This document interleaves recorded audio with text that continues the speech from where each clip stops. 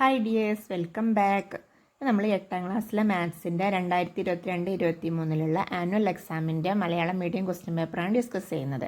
അപ്പോൾ 9 വരെയുള്ള ക്വസ്റ്റ്യൻസ് തൊട്ട് മുമ്പുള്ള വീഡിയോയിൽ നമ്മൾ ചെയ്തിട്ടുണ്ട്. അപ്പോൾ ബാക്കി ക്വസ്റ്റ്യൻസ് ഒന്ന് നോക്കാം.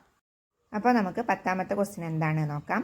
ഒരു ഗണിത പരീക്ഷയിൽ 25 കുട്ടികൾക്ക് ലഭിച്ച സ്കോർ ചുവടെ തന്നിരിക്കുന്നു. എന്നിട്ട് കുറച്ച് മാർക്ക് തന്നിട്ടുണ്ട്, താഴെ ഒരു ബോക്സ് തന്നിട്ടുണ്ട്. ചുവടെ തന്നിരിക്കുന്ന രീതിയിൽ ആവൃത്തി പട്ടിക തയ്യാറാക്കുക എന്നാണ് പറഞ്ഞിട്ടുള്ളത്. എന്നിട്ട് സ്കോർ 0 to 10, 10 to 20, പിന്നെ കുറച്ച് ഡാഷ് ഇട്ടിട്ടുണ്ട്. അതുപോലെ അതിൻ്റെ തൊട്ടപ്പുറത്തുള്ള കളിയിൽ ടാലി അടയാളമാണ് കാണിക്കേണ്ടത്. പിന്നെ അടുത്തത് കുട്ടികളുടെ എണ്ണവും കാണിക്കണം. എന്നിട്ട് താഴെ ആകെ എത്രയാണെന്നും കാണിക്കണം.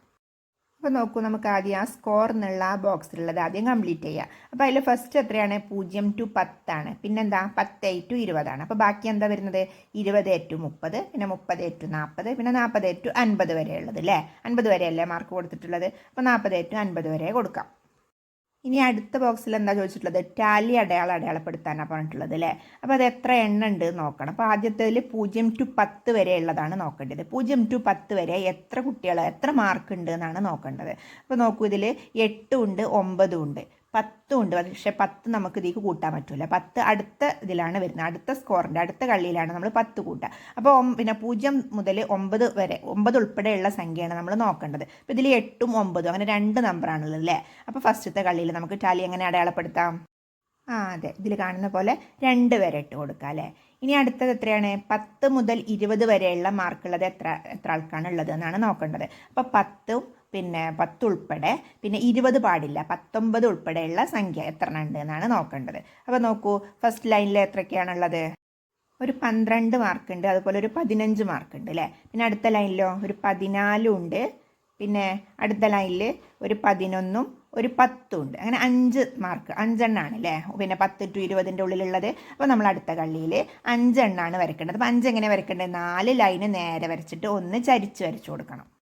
ഇനി അടുത്ത സ്കോർ 20 to 30 ആണ്. 20 മാർക്ക് മുതൽ 30 മാർക്ക് വരെയുള്ള എത്ര കുട്ടികളുണ്ട് എന്നാണ്. അതായത് 20 മാർക്ക് കൂട്ടണം, എന്നാൽ 30 കൂട്ടണ്ട, 29 വരെയുള്ളത് അല്ലേ? 29 അടക്കമുള്ള എത്ര കുട്ടികളുണ്ട് എന്നാണ് നോക്കേണ്ടത്. അപ്പോൾ അങ്ങനെ എത്ര എണ്ണം ഉള്ളത്? 7 എണ്ണം ഉണ്ട് അല്ലേ? അപ്പോൾ നമുക്കതെങ്ങനെ മാർക്ക് ചെയ്യാം? 5 എന്ന് പറഞ്ഞാൽ 4 വരെ നേരെ ഇട്ടിട്ട് ഒരു വര ക്രോസിലിടുക, പിന്നെ ഒരു 2ഉം കൂടി ഇട്ടാൽ 7 ആവില്ലേ? 2 എണ്ണം നേരെ ഇട്ട് കൊടുത്താൽ. അപ്പോൾ അങ്ങനെ 7 എണ്ണത്തിന് നമുക്ക് ഇങ്ങനെ മാർക്ക് ചെയ്യാം. ഇനി അടുത്തത് 30 to 40 വരെയുള്ള എത്ര മാർക്ക് ഉണ്ട് എന്നുള്ളതാണ്. എത്ര കുട്ടികൾക്കാണ് മാർക്ക് ലഭിച്ചിട്ടുള്ളത് 30 മുതൽ 40 വരെ. അപ്പോൾ അത് എത്ര എണ്ണം ഉള്ളത്? അതും 7 എണ്ണം തന്നെയാണ് അല്ലേ? അപ്പോൾ നമുക്കത് ഇതുപോലെ തന്നെ മാർക്ക് ചെയ്ത് കൊടുക്കാം. ഇനി അടുത്തത് 40 മുതൽ 50 വരെ മാർക്ക് ലഭിച്ച എത്ര കുട്ടികളുണ്ട് എന്നാണ് നോക്കേണ്ടത്.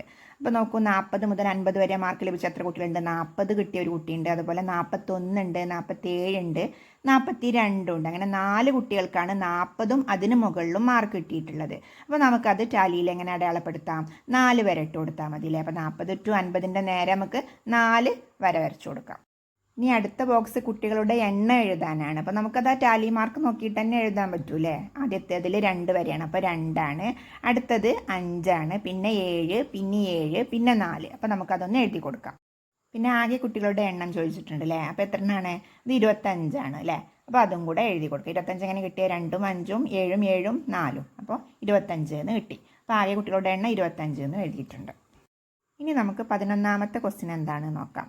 ചിത്രത്തിലെ ലംബകം ABCDയിൽ AB സമം 6 സെൻറ്റിമീറ്റർ, BC സമം 5 സെൻറ്റിമീറ്റർ, CD സമം 3 സെൻറ്റിമീറ്റർ, AD സമം 4 സെൻറ്റിമീറ്റർ, കോൺ A ഈക്വൽ ടു കോൺ D ഈക്വൽ ടു 90 ഡിഗ്രി. പിന്നെ എന്തൊക്കെ ചോദ്യം തന്നിട്ടുള്ളത്? തന്നിരിക്കുന്ന ലംബകത്തിൻ്റെ സമാന്തര വശങ്ങളുടെ തുക കണക്കാക്കുക, അതുപോലെ ലംബകത്തിൻ്റെ പരപ്പളവ് എത്ര. ഇത് രണ്ടുമാണ് നമ്മൾ കണ്ടുപിടിക്കേണ്ടത്. അപ്പോൾ നോക്കൂ, അതിൽ ഫസ്റ്റ് ക്വസ്റ്റ്യൻ എന്ന് പറയുന്നത് ലംബകത്തിൻ്റെ സമാന്തര വശങ്ങളുടെ തുക എത്രയാണെന്നാണ് ചോദിച്ചിട്ടുള്ളത്. അപ്പോൾ ഇതിലെ സമാന്തര വശങ്ങൾ ഏതൊക്കെയാണ്? ആ ഒരു ലംബകത്തിലെ ചിത്രത്തിൽ തന്നിട്ടുള്ള ആ ലംബകത്തിലെ സമാന്തര വശങ്ങൾ ഏതൊക്കെയാണ്? ABയും DCയും അല്ലേ? ABക്ക് സമാന്തരമായിട്ടല്ലേ DC കിടക്കുന്നത്? അപ്പോൾ അത് രണ്ടുമാണ് സമാന്തര വരകൾ. അപ്പോൾ അതിൻ്റെ രണ്ടിൻ്റെയും തുകയാണ് കാണേണ്ടത്. AB എത്രയാണെന്ന് തന്നിട്ടുണ്ട്? 6 സെൻറ്റിമീറ്റർ ആണ്. DC അഥവാ CD എത്രയാണെന്നും തന്നിട്ടുണ്ട്? 3 സെൻറ്റിമീറ്റർ അല്ലേ? അപ്പോൾ അത് രണ്ടും കൂടെ കൂട്ടിയാൽ എത്ര കിട്ടുന്നത്? 6 + 3 = 9 സെൻറ്റിമീറ്റർ എന്ന് കിട്ടും.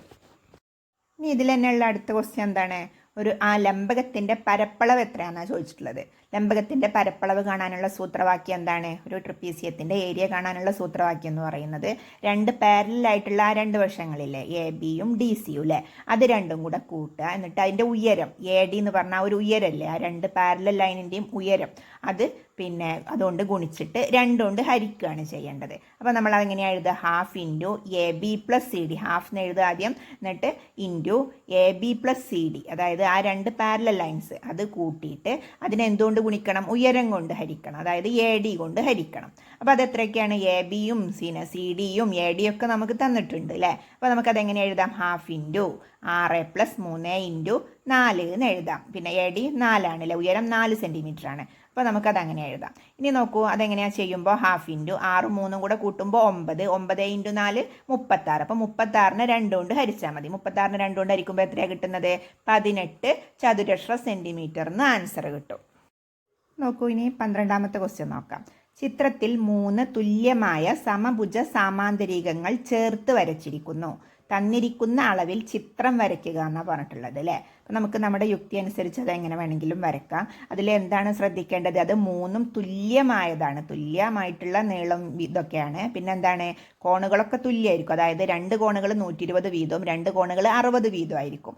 അങ്ങനെ നോക്കിയിട്ട് നമ്മൾ പൊട്ടാക്ടറും സ്കെയിലും പെൻസിലൊക്കെ ഉപയോഗിച്ചിട്ട് വരയ്ക്കുകയാണ് വേണ്ടത്. അപ്പോൾ താഴെ 4ഉം 4 സെൻറ്റിമീറ്ററിലാണ് പറഞ്ഞിട്ടുള്ളത് അല്ലേ. അപ്പോൾ ഒരു 8 സെൻറ്റിമീറ്റർ നമുക്കൊരു ലൈന് കൊടുക്കാം. എന്നിട്ട് 4 സെൻറ്ററിൽ ഒരു പോയിന്റ് മാർക്ക് ചെയ്ത് കൊടുക്കുക. എന്നിട്ട് ഇവനെ പൊട്ടാക്ടർ വെച്ചിട്ട് പിന്നെ ഒരു വശത്ത് 120 ഡിഗ്രിയിൽ മാർക്ക് ചെയ്യാം, പിന്നെ മറുവശത്ത് 60 ഡിഗ്രിയിൽ, വീണ്ടും 60 ഡിഗ്രിയിൽ, വീണ്ടും ഒരു 60 ഡിഗ്രിയിൽ മാർക്ക് ചെയ്യുക, പിന്നെ ഈ ഭാഗത്തും 120 ഡിഗ്രിയിൽ മാർക്ക് ചെയ്യുക. എന്നിട്ട് അതങ്ങനെ നമുക്കതങ്ങ് പൂർത്തിയാക്കാം. വശങ്ങളെല്ലാം എന്തായിരിക്കും? 4 സെൻറ്റിമീറ്റർ വീതമായിരിക്കും നീളം. ആ വശങ്ങളുടെ നീളം 4 സെൻറ്റിമീറ്റർ ആയിരിക്കും. കോണുകൾ 2 120 വീതവും 1 60 വീതമാണ്. 2 60 വീതമായിരിക്കും. അപ്പോൾ നമ്മൾ അതൊക്കെ ഒന്ന് മാർക്ക് ചെയ്ത് കൊടുത്തിട്ട് ഈ ചിത്രത്തിൽ കാണുന്ന പോലെ ചിത്രം വരച്ചു കൊടുക്കുകയാണ് വേണ്ടത്. ഞാനിത് വരച്ച് കാണിക്കുന്നില്ല, നിങ്ങൾക്കിത് നോക്കി വരച്ചെടുക്കാവുന്നതേ ഉള്ളൂ. നമുക്ക് അടുത്ത ക്വസ്റ്റ്യൻ നോക്കാം. ഇനി നമുക്ക് 13ാമത്തെ ക്വസ്റ്റ്യൻ എന്താണ് നോക്കാം. ഒരു പ്രദേശത്തെ 30 കുടുംബങ്ങളുടെ വൈദ്യുതി ഉപയോഗം ചുവടെ പട്ടികയിൽ തന്നിരിക്കുന്നു. ആവൃത്തി ചതുരം അഥവാ ഹിസ്റ്റോഗ്രാം വരയ്ക്കുക. എന്നിട്ടൊരു പട്ടിക തന്നിട്ടുണ്ട്. അതിലെ വൈദ്യുതി ഉപയോഗം യൂണിറ്റായിട്ട് എത്രയാണ് എന്നുള്ളത് കൊടുത്തിട്ടുണ്ട്. അതിൻ്റെ നേരെ കുടുംബങ്ങളുടെ എണ്ണം എത്രയാണെന്ന് കൊടുത്തിട്ടുണ്ട്. അപ്പം 100 മുതൽ 200 വരെ യൂണിറ്റ് ഉപയോഗിക്കുന്നത് 5 കുടുംബങ്ങളാണ്. അതുപോലെ 200 മുതൽ 300 വരെ പിന്നെ യൂണിറ്റ് ഉപയോഗിക്കുന്നത് എത്ര കുടുംബങ്ങളാണ്? 7 കുടുംബങ്ങൾ. അതുപോലെ 300 മുതൽ 400 വരെയുള്ളത് പിന്നെ 8 കുടുംബങ്ങളാണ്. 400 മുതൽ 500 വരെയുള്ളത് 6 കുടുംബങ്ങളും. 500 മുതൽ 600 വരെ യൂണിറ്റ് വൈദ്യുതി ഉപയോഗിക്കുന്നത് 4 കുടുംബങ്ങളും ആണ്. അപ്പോൾ ഇതെങ്ങനെയാണ് ഹിസ്റ്റോഗ്രാം അഥവാ ആവൃത്തി ചതുരം വരയ്ക്കുക എന്ന് നോക്കാം. അപ്പോൾ അത് വരയ്ക്കേണ്ടത് ഈ ഒരു രീതിയിലാണ്. കുടുംബങ്ങളുടെ എണ്ണം നമുക്ക് 0 മുതൽ ഒരു 8 9 വരെയൊക്കെ വരക്കാം. അതുപോലെ പിന്നെ 0 മുതൽ 100 വരെയുള്ളതാണ് ഫസ്റ്റ് കള്ളിയിൽ. പിന്നെ 100 മുതൽ 200 വരെയുള്ളത്. പിന്നെ 200 to 300, 300 to 400, 400 to 500 വരെയുള്ളതാണ്. അപ്പോൾ വൈദ്യുതിയുടെ ഉപയോഗം എന്നുള്ളതിൽ അങ്ങനെയും കൊടുക്കാം. എന്നിട്ട് നമുക്ക് ആദ്യത്തേത് എത്രയാണ് തന്നിട്ടുള്ളത് ആവൃത്തി പട്ടികയിൽ? 100 മുതൽ 200 വരെ യൂണിറ്റ് ഉപയോഗിക്കുന്ന 5 കുടുംബങ്ങളാണെന്നാണ് പറഞ്ഞിട്ടുള്ളത്. അപ്പോൾ 100ൻ്റെ 200ൻ്റെ അവിടെ അങ്ങനെ ഒരു കള്ളി വരയ്ക്കുക. അത് 5ന് നേരെയാക്കിയിട്ട് വെച്ചിട്ട് വരച്ചു കൊടുക്കുക. അടുത്തതോ 200 to 300 വരെയുള്ളത് എത്ര കുടുംബങ്ങളാണ് പറഞ്ഞിട്ടുള്ളത്? 7 കുടുംബങ്ങളാണ്. അപ്പോൾ അത് 7ൻ്റെ അവിടെ വരെയാക്കിയിട്ട് അങ്ങനെ ആ കള്ളി മുഴുവനാക്കുക. പിന്നെ അടുത്തത് 200 to 300 വരെയുള്ളത് അത് എത്ര കുടുംബങ്ങളാണ് പറഞ്ഞിട്ടുള്ളത്? 8 കുടുംബങ്ങളാണ് പറഞ്ഞിട്ടുള്ളത്. അപ്പോൾ അതങ്ങനെ കൊടുക്കാം. പിന്നെ 300 to 400, അതുപോലെ 400 to 500. അപ്പോൾ അതൊക്കെ അതിൽ തന്നിട്ടുള്ള ആ ഒരു രീതിയിൽ നമുക്ക് വരച്ചു കൊടുക്കാം.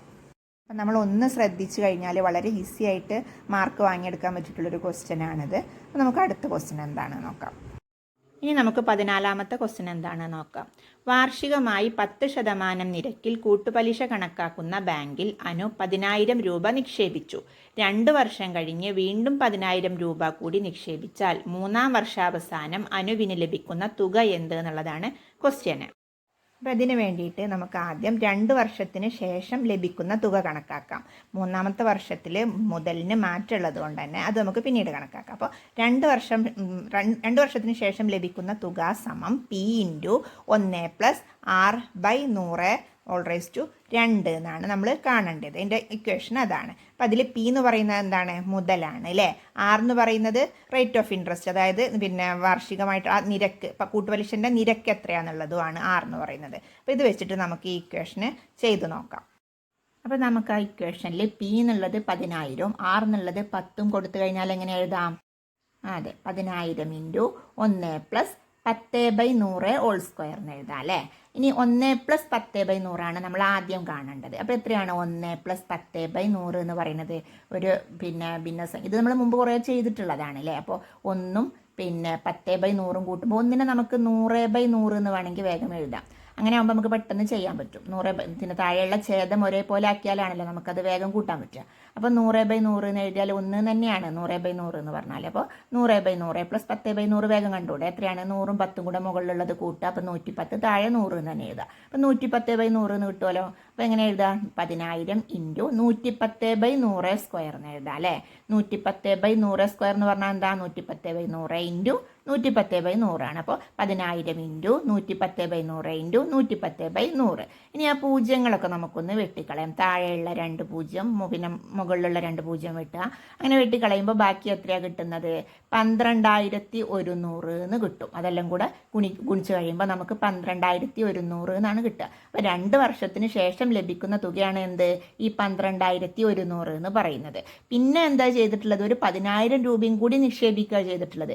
അപ്പം മുതൽ എത്ര ആയിട്ടുണ്ടാവും? 12,100ക്ക് വീണ്ടും 10,000 കൂട്ടണം. അപ്പം എത്രയാ? എങ്ങനെയാ എഴുതുക? 3-ാം വർഷത്തെ മുതൽ സമം 12,100 + 10,000 അല്ലേ. അപ്പം എത്ര കിട്ടുന്നത്? 22,100 എന്ന് കിട്ടും. അപ്പോൾ 3-ാം വർഷത്തെ മുതൽ എന്ന് പറയുന്നത് 22,100 ആണ്. അപ്പോൾ P 22,100 ആയി. പിന്നെ R എന്ന് പറയുന്നത് 10 തന്നെയാണ്. N എന്ന് പറയുന്നത് 1 വർഷത്തതാണ് അല്ലേ. 3-ാമത്തെ ആ 1 വർഷത്തത് മാത്രമാണ്. അതുകൊണ്ട് തന്നെ പിന്നെ റേസ് ടു 1 ആണ് വേണ്ടത്. അപ്പോൾ എങ്ങനെ എഴുതാം? 22,100 ഇൻറ്റു 1+10/100 റേസ് ടു 1. അതായത് 1+10/100 തന്നെ കണ്ടാൽ മതി. അപ്പോൾ എങ്ങനെ എഴുതുന്നത്? 22,100 ഇൻറ്റു 110/100 എന്ന് കണ്ടാൽ മതി. അപ്പോൾ എത്രയാ? ആ പൂജ്യം താഴെയുള്ള 2 പൂജ്യം, മുകളിൽ 22,100 2 പൂജ്യം വെട്ടിക്കഴിഞ്ഞാൽ 221 ഇൻറ്റു 110 കിട്ടും. അപ്പോൾ എത്രയാ? 24,310 രൂപ എന്ന് കിട്ടും. അപ്പോൾ 3 വർഷം കഴിഞ്ഞിട്ട് അനുവിന് ലഭിക്കുന്ന തുക എത്രയാണ്? 24,310 രൂപയാണ്. അപ്പോൾ നമുക്ക് ബാക്കിയുള്ള ക്വസ്റ്റ്യൻസൊക്കെ ഇനി അടുത്ത വീഡിയോയിൽ ചെയ്യാം. അപ്പോൾ വീഡിയോ ഇഷ്ടമായിട്ടുണ്ടെങ്കിൽ ഒന്ന് ലൈക്ക് ചെയ്യാനും ഷെയർ ചെയ്യാനും സബ്സ്ക്രൈബ് ചെയ്യാനൊന്നും മറക്കല്ലേ. നമുക്ക് അടുത്ത വീഡിയോയിൽ കാണാം.